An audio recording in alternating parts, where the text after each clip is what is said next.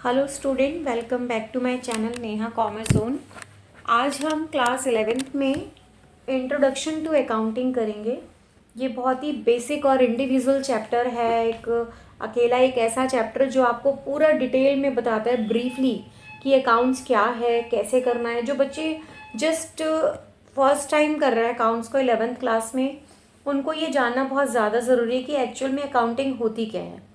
तो for class 11th, ये video class 11th के लिए है, जहाँ पे हम करेंगे introduction to accounting which is chapter 1 for class 11th, right. So without wasting the time let's started the class for class 11th।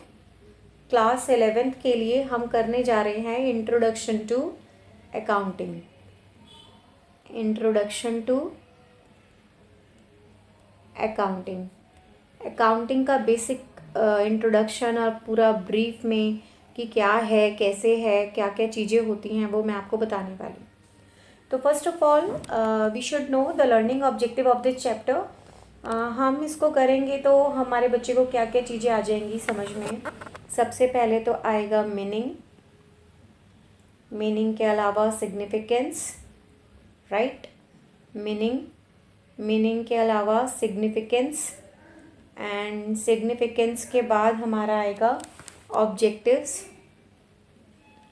Objectives के बाद हमारा आएगा एडवांटेजेस। एडवांटेजेस के बाद आएगा हमारा limitation of what, advantages and limitations of accounting. Limitations of accounting, right. तो हमें अकाउंटिंग की मीनिंग, सिग्निफिकेंस, ऑब्जेक्टिव, एडवांटेज और लिमिटेशन, ये चीज़ें पता लगने वाली हैं। उसके अलावा student will be able to understand actually to identify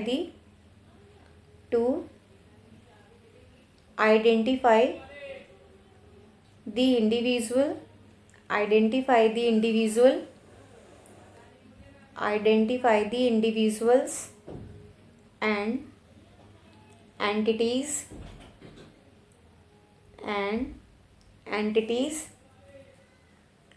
that use accounting information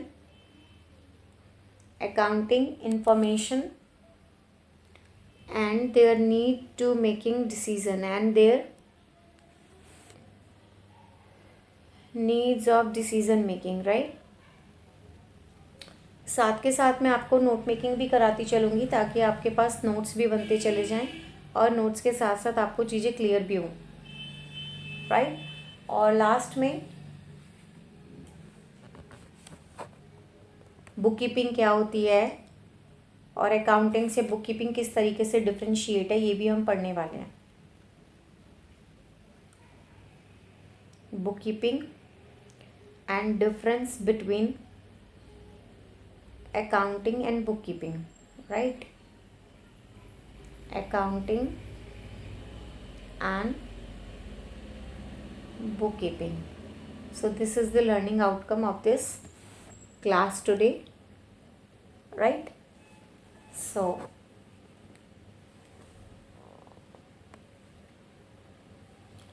first of all आपको पता होना चाहिए कि अकाउंटिंग क्या होता है। अकाउंटिंग की डेफिनेशन सिंपल वर्ड्स में हम कैसे उसको समझाएंगे, ठीक है। तो अगर मैं सिंपल वर्ड्स में बोलूँ, इन सिंपल वर्ड्स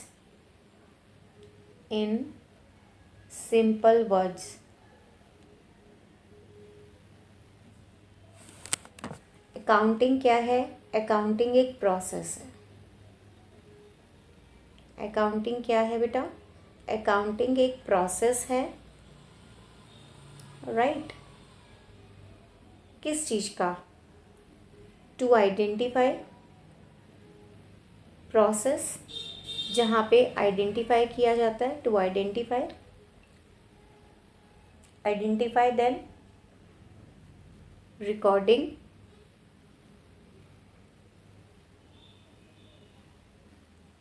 रिकॉर्डिंग के बाद क्लासिफाइंग,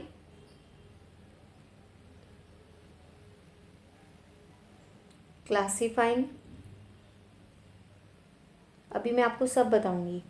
क्लासीफाइंग के बाद summarising,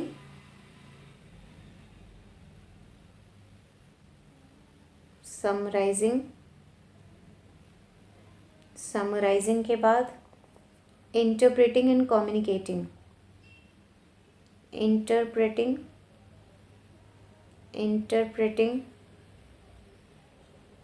and communicating, interpreting and communicating financial information to the user for judgement and decision making. ठीक है, यहाँ तक तो आपका इस तरीके से ये चार्ट चल रहा है कि क्या है ये। अकाउंटिंग एक ऐसा प्रोसेस है जहाँ पर वो आइडेंटिफाई करता है, क्या आइडेंटिफाई करता है, आइडेंटिफाई करता है कि वो बिज़नेस ट्रांजैक्शन है या नहीं, या इवेंट है या नहीं, इस चीज़ को आइडेंटिफाई करता है। ट्रांजैक्शंस क्या होती हैं? ट्रांजैक्शंस होती हैं हमारी लेन देन, जो भी हम खरीदते या बेचते हैं तो हमारी जो भी आमने सामने में जो भी ट्रांजैक्शन हुई वो हमारी ट्रांजैक्शन होती है। और इवेंट होती है घटना जो अचानक से घट जाती है।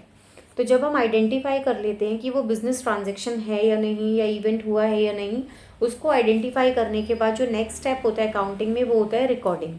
और रिकॉर्डिंग किस फॉर्म में होता है? रिकॉर्डिंग होता है हमारा जर्नल की फॉर्म में। ये सब धीरे धीरे जब आप आगे बढ़ेंगे तो आपको सारी चीज़ें क्लियर होंगी।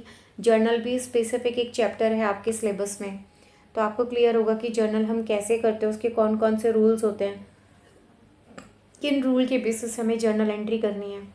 तो अकाउंटिंग क्या है? एक प्रोसेस है जहाँ पे आप आइडेंटिफाई करते हो कि वो बिज़नेस ट्रांजैक्शन है या नहीं, इवेंट है या नहीं।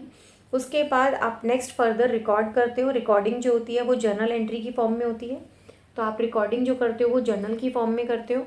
देन क्लासीफाई, आप क्लासीफाई करते हो, उसको लेजर पोस्टिंग करते हो, यहाँ पे आप पोस्टिंग करते हो लेजर की। लेजर भी अपने आप में एक चैप्टर है, राइट। उसके बाद समराइजिंग एंड देन इंटरप्रेटिंग, आपने उसकी एक समरी बनाई, इंटरप्रेट करा और कम्युनिकेट करा। कम्युनिकेट आप किससे करते हो?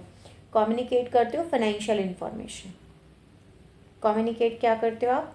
फाइनेंशियल इंफॉर्मेशन को कम्युनिकेट किया जाता है। किसके साथ किया जाता है? टू दी यूज़र, यूज़र के साथ किया जाता है, टू दी यूज़र। किस लिए किया जाता है?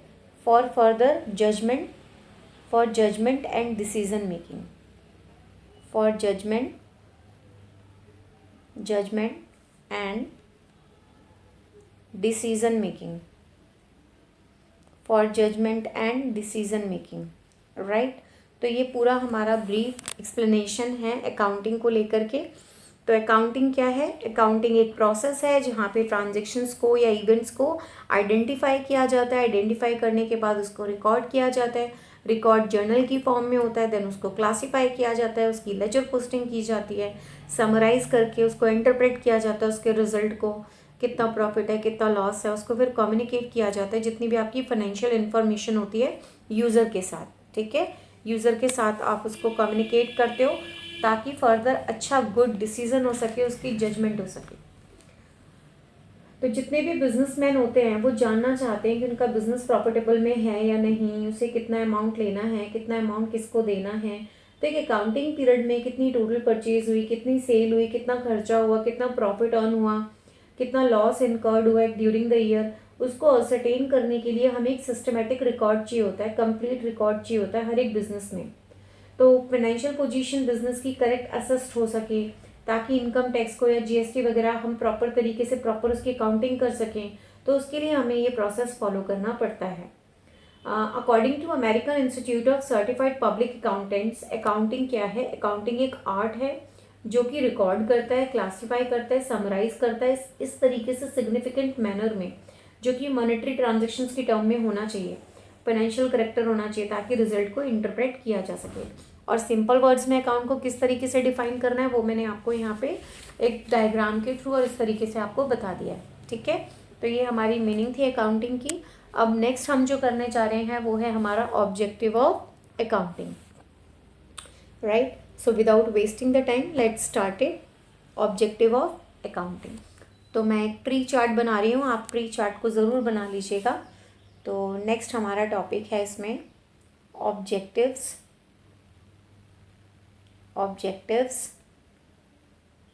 Of accounting. अकाउंटिंग की ऑब्जेक्टिव्स के बारे में अब हम यहाँ पे बात करेंगे, जिसमें सबसे पहले है हमारा यहाँ पे मेंटेनिंग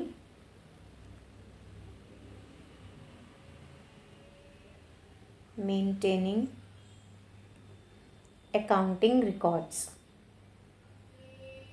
मेंटेनिंग अकाउंटिंग रिकॉर्ड्स, ठीक है। सेकंड हमारा ऑब्जेक्टिव होगा, सेकंड ऑब्जेक्टिव हमारा होने वाला है calculating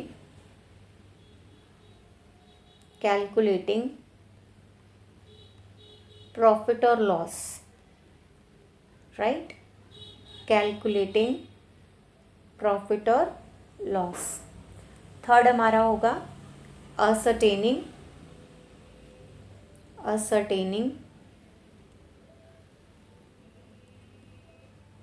financial position. Ascertaining financial position. Next fourth, providing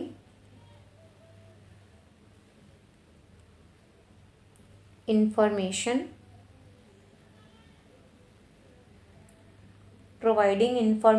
to various parties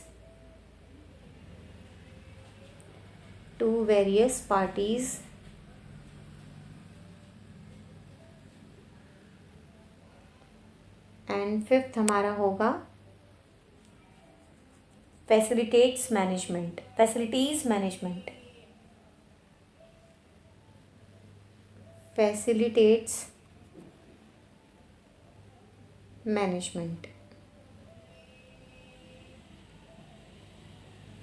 तो इस तरीके से ये हमारे ऑब्जेक्टिव्स होंगे, राइट। तो इसमें क्या है, कैसे है, मैं आपको समझा देती हूँ। अगर मैं मेंटेनिंग की बात करूँ कि हम अकाउंटिंग रिकॉर्ड को मेंटेन करते हैं, जो हमारा फर्स्ट ऑब्जेक्टिव है, इसका क्या मतलब है।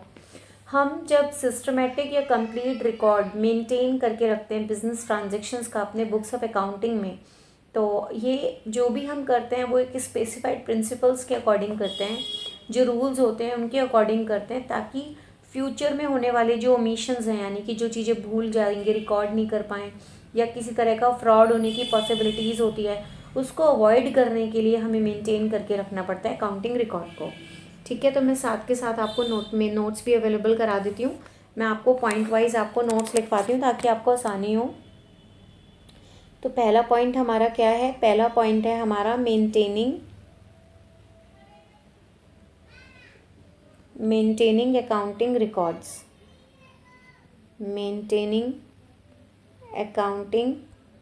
रिकॉर्ड्स। तो इसमें हमें क्या करना है, इसमें हमें जो लिखना है वो यही लिखना है, to keep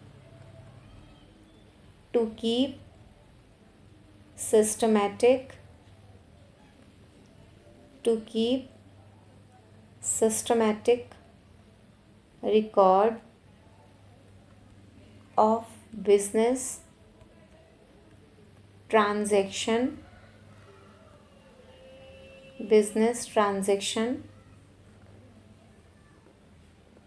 in the books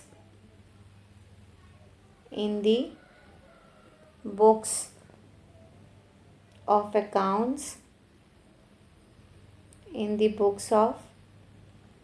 accounts, according to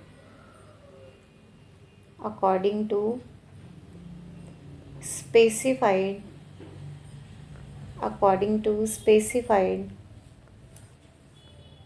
principles and rules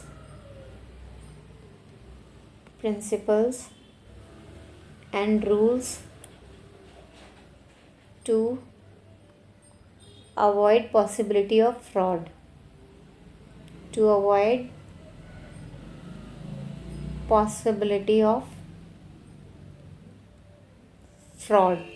right. तो ये हम इस तरीके से फर्स्ट पॉइंट में हम लिख सकते हैं। मेंटेनिंग अकाउंटिंग प्रोसेस मतलब कि जब हम किसी बिजनेस ट्रांजेक्शन्स को सिस्टमेटिक तरीके से रिकॉर्ड करते हैं तो हमें स्पेसिफाइड प्रिंसिपल्स या रूल को फॉलो करना पड़ता है ताकि जो फ्रॉड होने वाली पॉसिबिलिटी होती है उसको अवॉइड किया जा सके, right.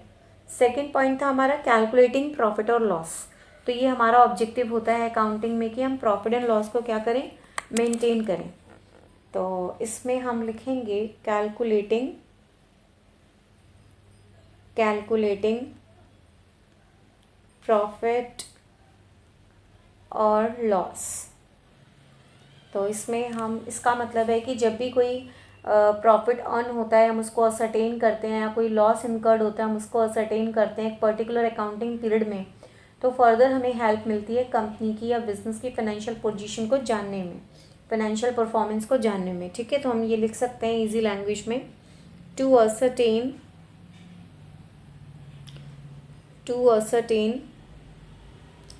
the profit earned or loss incurred during a particular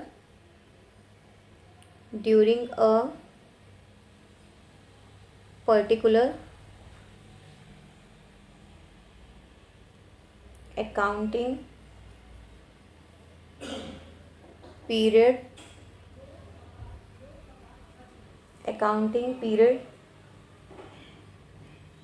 which further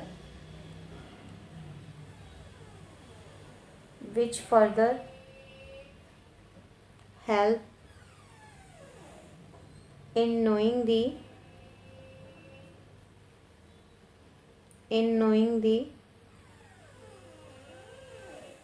financial performance of business. समझ भी आ रहा होगा आपको साथ के साथ, और आपको नोट्स भी अवेलेबल हो जाएंगे, इससे आपको आसानी रहेगी एग्ज़ाम में भी अपनी तैयारी करने के लिए, राइट।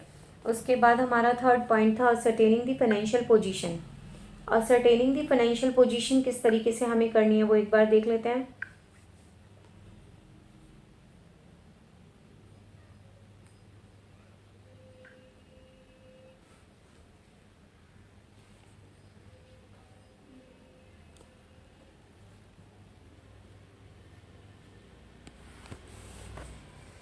थर्ड पॉइंट है हमारा असरटेनिंग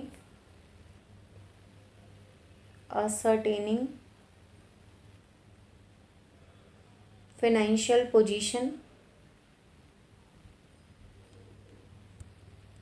असरटेनिंग फाइनेंशियल पोजीशन का क्या मतलब है, यहाँ पे क्या ऑब्जेक्टिव है ये। असरटेनिंग फाइनेंशियल पोजीशन का मतलब है कि जब हम फाइनेंशियल पोजीशन को बिजनेस की असरटेन करते हैं by mean of financial statement, जैसे बैलेंस शीट वगैरह, तो बैलेंस शीट में एसेट साइड एक तरफ शो होती है, एक तरफ कैपिटल और लाइबिलिटी दूसरी साइड शो होती है, तो उससे कंपनी की पोजीशन का पता लगता है, राइट। तो हम लिखेंगे to ascertain the financial position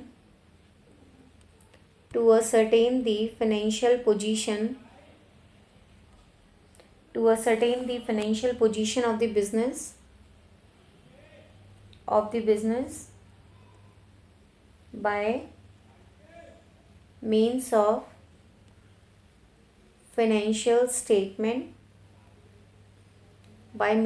financial statement that is balance sheet, which shows on one side assets and capital liabilities on the other side। तो इस तरीके से हम कंपनी की फाइनेंशियल पोजीशन को चेक कर सकते हैं। फोर्थ हमारा पॉइंट था provide information to various parties also. तो this is our fourth point, provide information to various parties.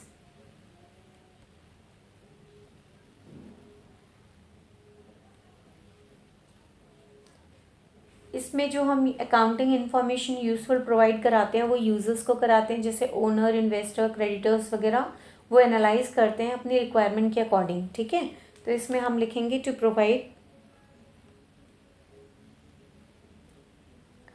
Provide useful accounting information to users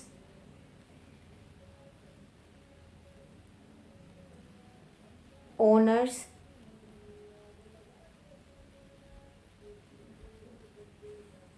investors,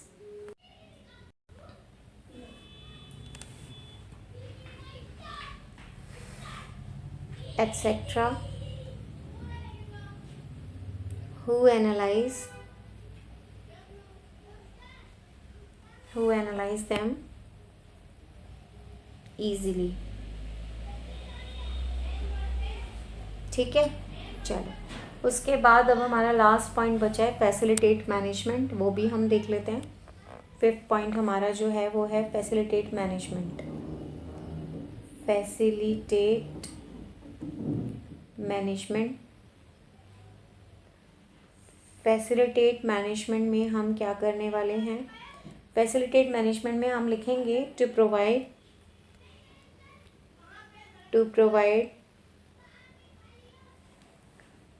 financial information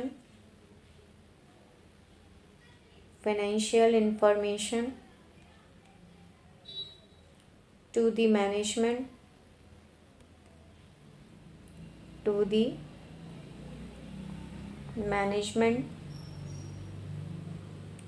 which helps in decision making,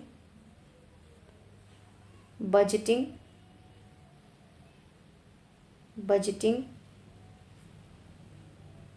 and forecasting,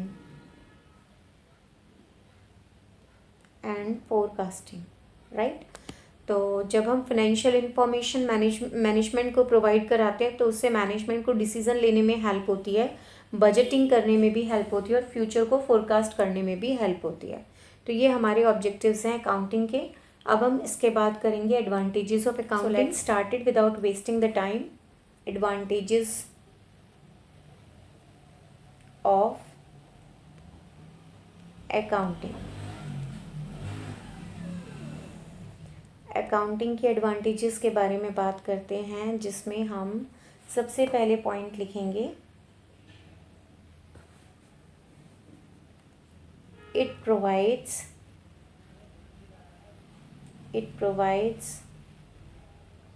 information. ये information provide कराता है, किसको कराता है? Management को कराता है। किस लिए कराता है? ताकि इकोनॉमिक डिसीजन मेकिंग हो सके, उसके लिए मैनेजमेंट के लिए ये यूजफुल होता है, राइट। तो हम लिखेंगे it provides information which is useful to the management, for making economic decisions, right. Second advantage देखते हैं। It helps owner to compare 1 year result. Actual में करंट ईयर के रिजल्ट को प्रीवियस ईयर के रिजल्ट्स के साथ कंपेयर कर सकते हो, उसको में ये हेल्प करता है। तो हम लिखेंगे it helps owners to compare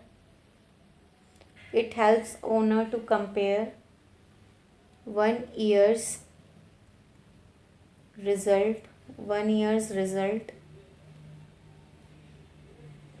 with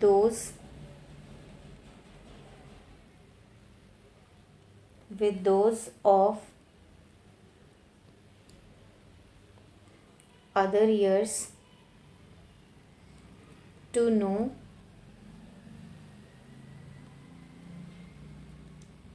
the factors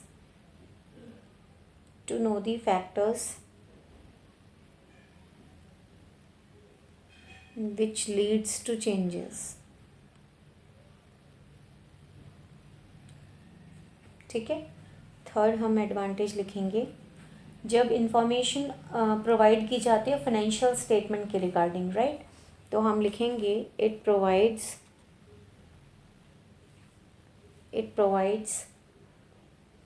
information about the financial position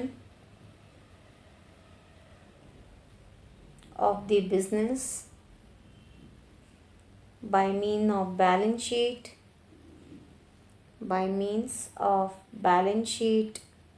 which shows asset and capital and liability side, right. Now the fourth advantage of accounting is systematic और complete record रखता है वो business transactions की, उसमें वो help करता है. तो यही हमारा फोर्थ पॉइंट होगा जो कि एडवांटेज बनेगा अकाउंटिंग का. हम लिखेंगे it helps in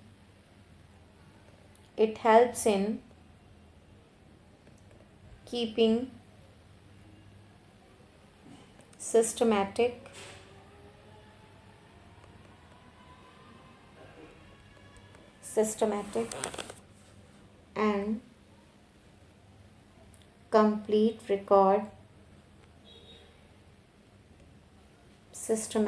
and complete record of business transaction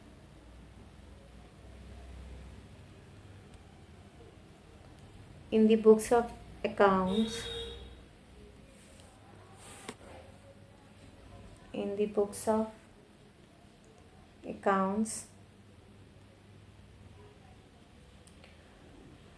according to specific rule and principles which is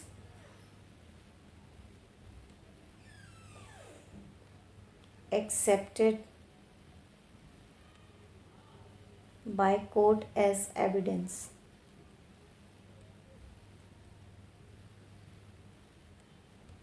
right.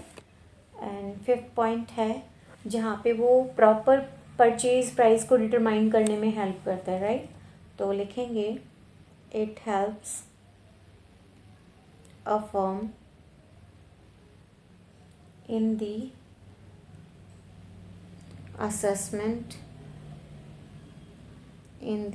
assessment of its correct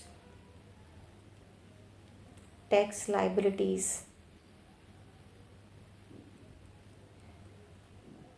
such as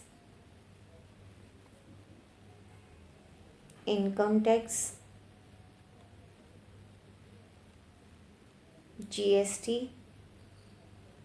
etcetera. मतलब हेल्प करते हैं फर्म को असेस करने में उसकी करेक्ट जो भी टैक्स लाइबिलिटी आ रही है इनकम टैक्स को पे करने के लिए या GST के लिए. एंड लास्ट वो करेक्ट टैक्स लाइबिलिटीज़ को भी असेस करने में हेल्प करता है, राइट. तो इसी में लास्ट में एक पॉइंट और लिख लीजिए it helps to maintain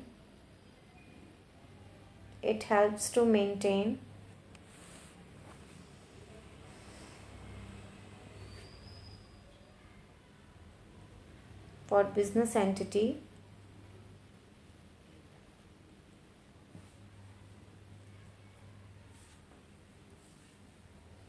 in determining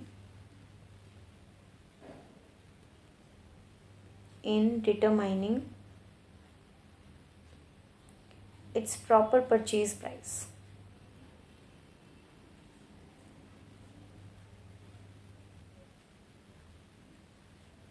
तो यहाँ एडवांटेजेस भी जो हैं वो कंप्लीट हो चुके हैं। अब लास्ट हम करने जा रहे हैं limitation of accounting. So take a screenshot of this slide. Moving to the next slide, that is the limitation of accounting.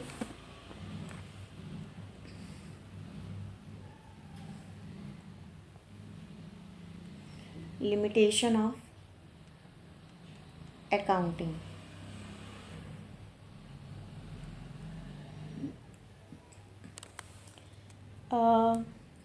Accounting historical in nature है, वो रिफ्लेक्ट नहीं करता करंट वर्थ को बिजनेस की, लेकिन जो फाइनेंशियल स्टेटमेंट में figure given होती है उसको इग्नोर करता है। क्यों?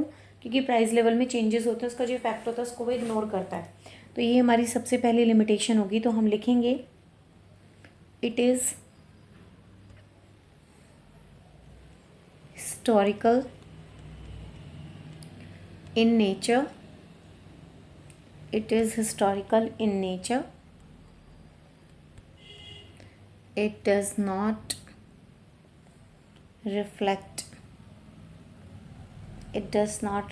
the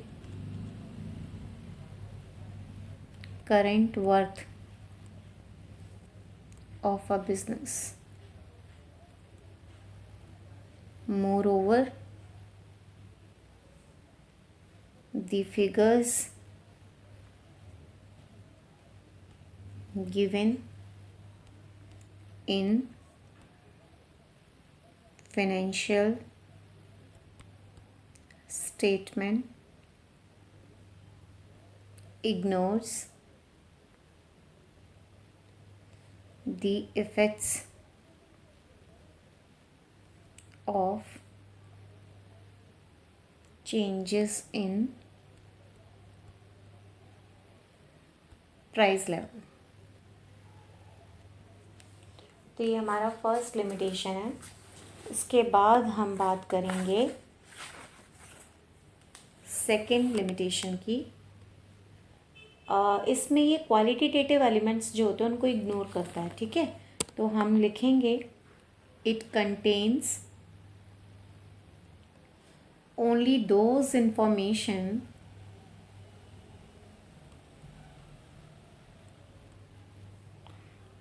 which can be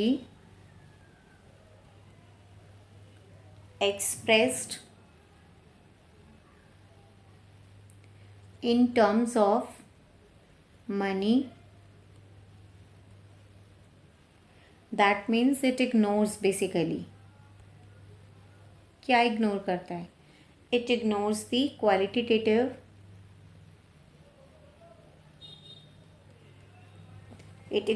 qualitative element, right. यानी कि ये क्वालिटेटिव एलिमेंट्स को क्या करता है? इग्नोर करता है। लाइक एग्जांपल अगर मैं बोलूँ तो एफिशिएंसी ऑफ मैनेजमेंट की क्या एफिशिएंसी है वो उसको नहीं मेज़र कर सकता, एफिशिएंसी ऑफ मैनेजमेंट। या मैं बात करूँ क्वालिटी ऑफ स्टाफ की क्या क्वालिटी है उसको भी मेज़र नहीं कर सकता है, तो क्वालिटी ऑफ स्टाफ हम ले सकते हैं। और कस्टमर सेटिस्फेक्शन, कस्टमर कितना सेटिस्फाइड हुआ है वो भी नहीं वो देख सकता है, तो कस्टमर सेटिस्फेक्शन लेवल जो है वो भी मेज़र नहीं हो सकता। तो इन सब चीज़ों को जो है वो इग्नोर करता है। तो पहला जो है वो ये कि भाई फाइनेंशियल स्टेटमेंट जो भी हम गिवन होती है उसमें इग्नोर करता है प्राइस लेवल चेंजेस के इफ़ेक्ट को। दूसरा, क्योंकि ये सिर्फ वो इन्फॉर्मेशन कंटेन करता है जो मनी की टर्म्स में होती हैं, तो जो क्वालिटेटिव एलिमेंट्स होते हैं उनको वो इग्नोर करता है। तो ये इसकी सेकंड लिमिटेशन है। Take a screenshot of this slide. Now third limitation of accounting. तो अब हम थर्ड लिमिटेशन देखते हैं। यहाँ पर वो विंडो ड्रेसिंग के बारे में बात कर रहा है। जो थर्ड लिमिटेशन है हमारी वो है विंडो ड्रेसिंग। तो विंडो ड्रेसिंग क्या होता है पहले आप इसके बारे में लिख लीजिए, मैं आपको एक्सप्लेन करूँगी। It may be affected by window dressing. अब विंडो ड्रेसिंग क्या है? विंडो ड्रेसिंग जो होता है ये मैनिपुलेशन होता है आपके अकाउंट्स का, राइट। तो आप लिखेंगे मैनिपुलेशन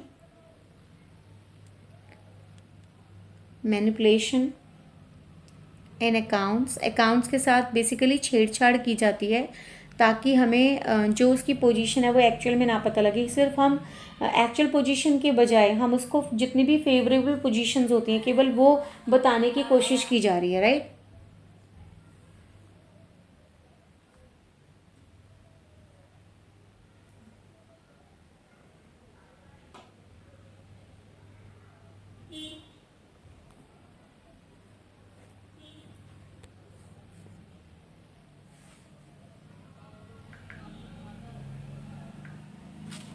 तो manipulation in accounts to present a more favorable position, a more favorable position of a business firm than its actual position.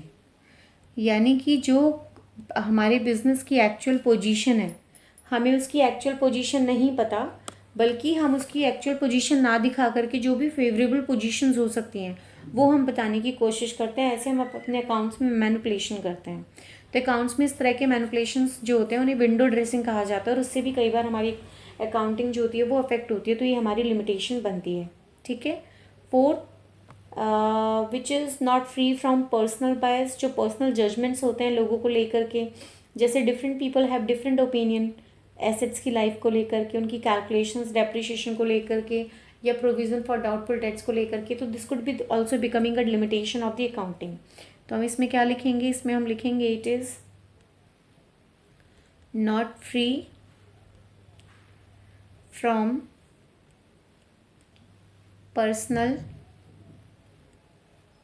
personal bias and personal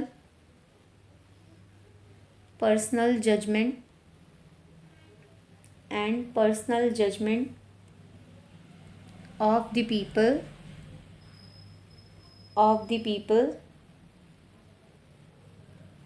dealing with it,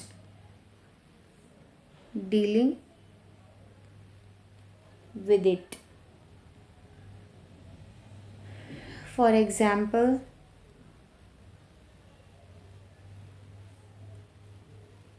different people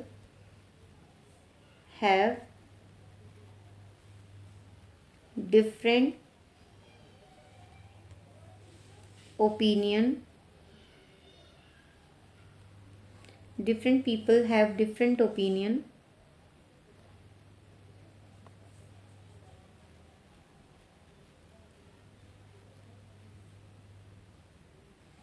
regarding life of assets,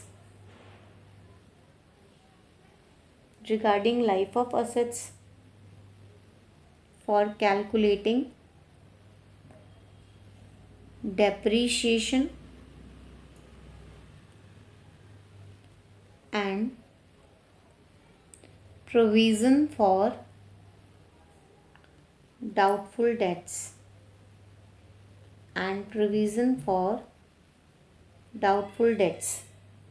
और last, कई बार बहुत सारे ऐसे various concepts या conventions होती हैं जिन पर ये बेस्ड होते हैं, है ना।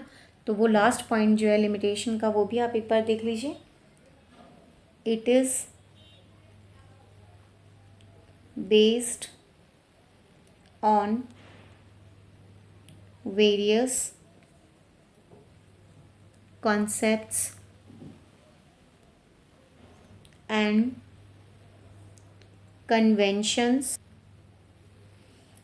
मतलब बहुत सारे वेरियस कॉन्सेप्ट्स और कन्वेंशंस पर वो बेस्ड होता है। जो भी रियलिस्टिक फाइनेंशियल पोजीशन होती है वो डिस्क्लोज होती है। इसमें मैं एग्जांपल आपको दे सकती हूँ। For example,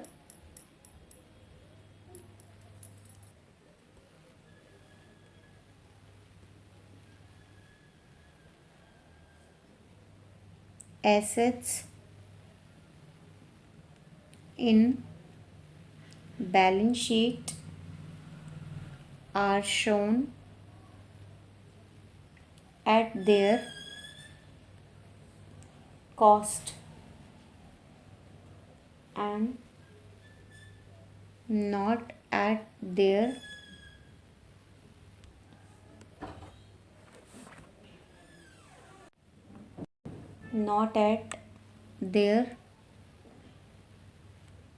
market value, which could be realized on their sale। मतलब इस पॉइंट में वो ये कहने की कोशिश कर रहा है कि जो एसेट बैलेंस शीट में शो की जाती है वो अपनी कॉस्ट पे की जाती है, ना कि उसकी मार्केट वैल्यू पर, जो कि रियलाइज्ड होती है सेल पे। ठीक है, तो आई होप आपको ये वीडियो हेल्पफुल हुई होगी, आपको मीनिंग समझाने में कि अकाउंटिंग क्या होते हैं, ऑब्जेक्टिव्स क्या होते हैं, लिमिटेशंस क्या होते हैं, right, advantages, objectives and limitations. Further जो इसका पार्ट होगा उसमें मैं आपको बुक कीपिंग के बारे में बताऊंगी, अकाउंटिंग बुक कीपिंग का डिफरेंस क्या है, और अकाउंटिंग इन्फॉर्मेशंस का मतलब क्या होता है, और इंटरनल एक्सटर्नल यूज़र्स क्या होते हैं, रोल क्या होता है अकाउंटिंग का, वो मैं नेक्स्ट पार्ट में आपको बताऊंगी। ये वीडियो अगर आपको पसंद आई है तो इसे लाइक करें, शेयर करें, सब्सक्राइब करें, बेल आइकन को प्रेस करें ताकि मेरी आगे आने वाली वीडियोस भी आप तक पहुंचती रहें। अगर इस चैप्टर से रिलेटेड आपको किसी भी तरह का कोई डाउट होता है तो प्लीज़ आप कमेंट सेक्शन में लिखें ताकि मैं आपकी प्रॉब्लम को सॉर्ट आउट कर सकूं। थैंक यू बेटा, थैंक यू सो मच।